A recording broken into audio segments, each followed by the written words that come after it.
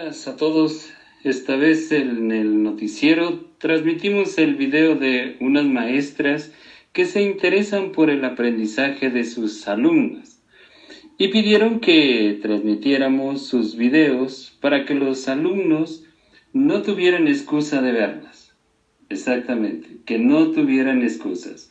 Veamos el primer video de la maestra Clarisa. Adelante. Hola, buenas tardes. Yo soy la maestra Clarisa y el día de hoy les vengo a hablar sobre dos temas muy importantes. Inicialmente les hablaré sobre la educación humanista. Y bueno, comencemos. Si queremos un mundo más humano, se debe empezar por una educación más humana desde las aulas. Todos tenemos que lograr que nuestros alumnos sean protagonistas auténticos de la vida y no meros espectadores de sus aprendizajes.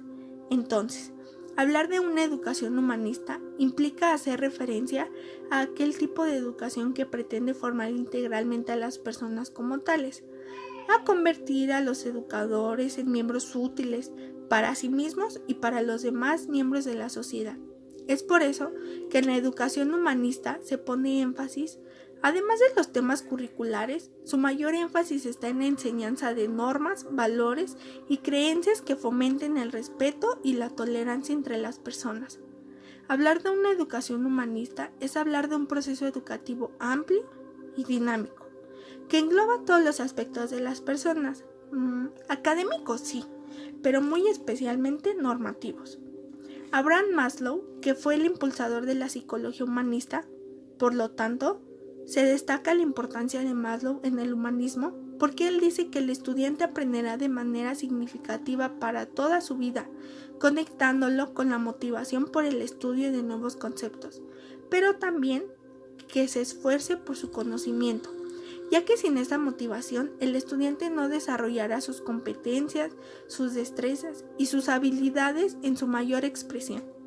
Además, expone que los estudiantes obtienen elevados rendimientos académicos cuando se tienen padres afectivos, cuidadosos y atentos en su cotidianidad y en su proceso de enseñanza y aprendizaje. Carl Rogers, que fue un psicólogo estadounidense, iniciador junto con Abraham Maslow del enfoque humanista en la psicología. Y bueno, Rogers hizo un gran aporte al humanismo cuando señala que el estudiante adquirirá conocimientos mientras sea significativo para él, en donde él también se debe involucrar en su proceso de enseñanza y aprendizaje, incluyendo sus procesos, como ya antes los mencioné, afectivos, emocionales y cognitivos, pero también es muy importante que el aprendizaje sea experimental. En relación al maestro, debe tener la cualidad de la escucha activa, orientador y participante en el aprendizaje de los estudiantes. Cuando se incluye como uno más de ellos, dando aportes y aprendiendo con ellos, sin intervenir en la espontaneidad de los educandos, el aprendizaje de estos se vuelve muchísimo más significativo. El humanismo es importante en la educación porque se considera al estudiante como un ser integral con competencias, destrezas y habilidades que necesitan ser orientadas por el maestro, a la vez ofreciéndoles adecuaciones curriculares en las evaluaciones y la metacognición de los contenidos enfocado en las necesidades e intereses del educando, en donde él se incluya dentro del proceso de enseñanza y aprendizaje y experimente la situación, incluyendo a esto factores como el afecto, la atención y los valores. Ahora les hablaré un poco sobre el maestro humanista. En el humanismo, el docente permite que los estudiantes aprendan mientras impulsa y promueve todas las exploraciones, experiencias y proyectos, pero estos preferentemente deben iniciarse o emprenderse a fin de conseguir aprendizajes vivenciales con sentido. De acuerdo con el paradigma humanista, los estudiantes son entes individuales, únicos, diferentes, pero muy diferentes de los demás, personas con iniciativa, con necesidades personales de crecer, con potencialidad para desarrollar actividades, pero principalmente para solucionar problemas creativamente. En su concepción, los estudiantes no son seres que solo participan cognitivamente, sino personas con afectos, intereses y valores particulares, a quienes debe considerarse por su personalidad total. Gobernar no es el propósito final del docente humanista, sino formar a los estudiantes en la toma de decisiones dentro de ámbitos donde prime el respeto a los derechos de la persona. Algunas de las características del docente humanista son: procura mantener una actitud receptiva hacia nuevas formas de enseñanza. Fomenta en su entorno el espíritu cooperativo. Es auténtico y genuino como persona, y así se muestra ante sus alumnos.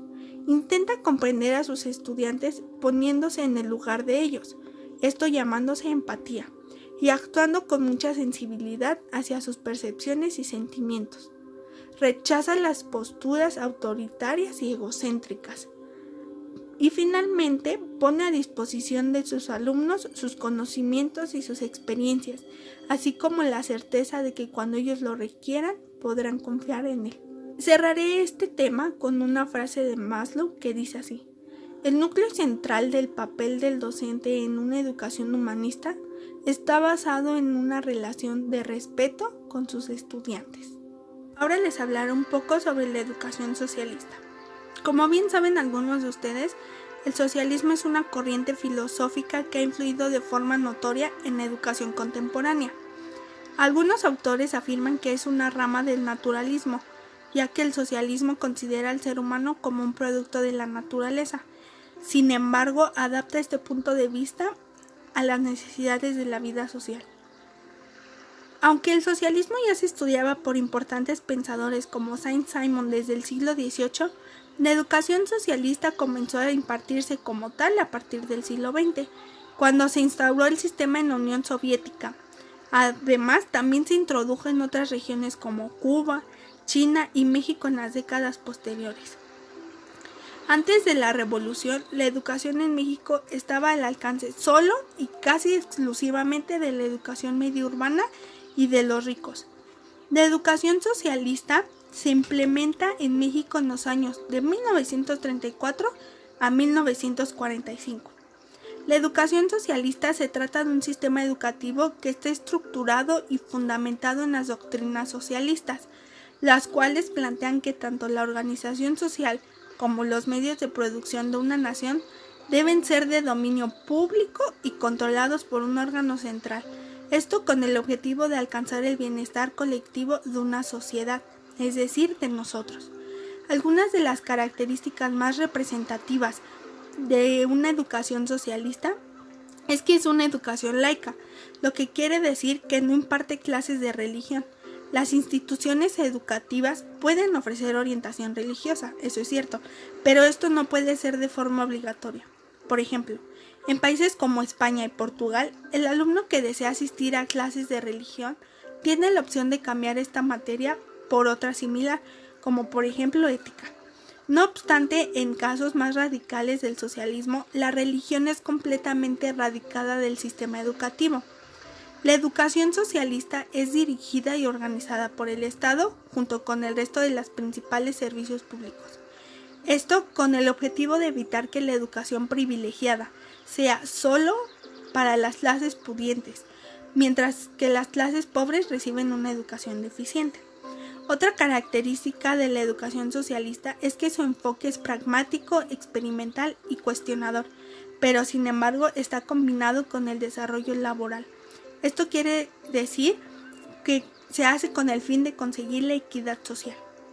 La educación socialista sostiene que la escuela debe ser una entidad viviente y activa, definiéndose así como una comunidad de trabajadores.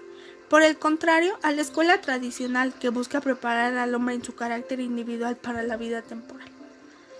La reforma en el artículo 3 de la Constitución, que se dio en octubre de 1934 cuando se aprobó la reforma, este ofensivo artículo, que anteriormente decretaba que la educación primaria debía ser laica, decía: la educación que imparta el Estado será socialista y además de excluir toda doctrina religiosa, combatirá el fanatismo y los prejuicios para lo cual la escuela organizará sus enseñanzas y actividades en forma que permita crear en la juventud un concepto racional y exacto del universo y de la vida social.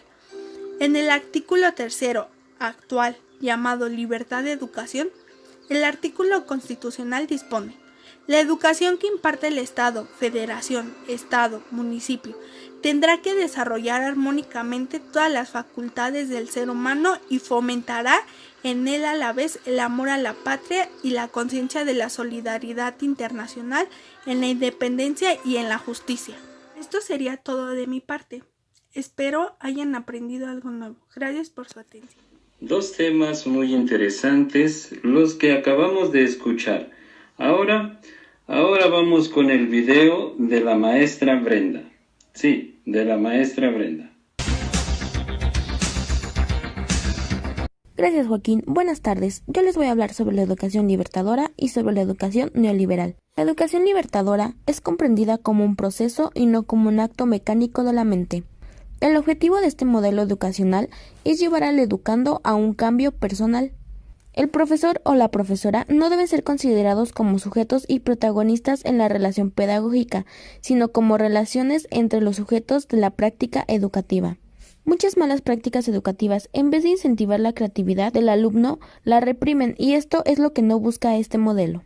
Es una educación problematizadora que crea relaciones dialógicas, concientizando la liberación personal, el descubrimiento de los problemas y las soluciones, ejercitando la creatividad del alumno, logrando un cambio estructural en la sociedad, superando las relaciones de dominación, construyendo relaciones de paz, justicia y participación.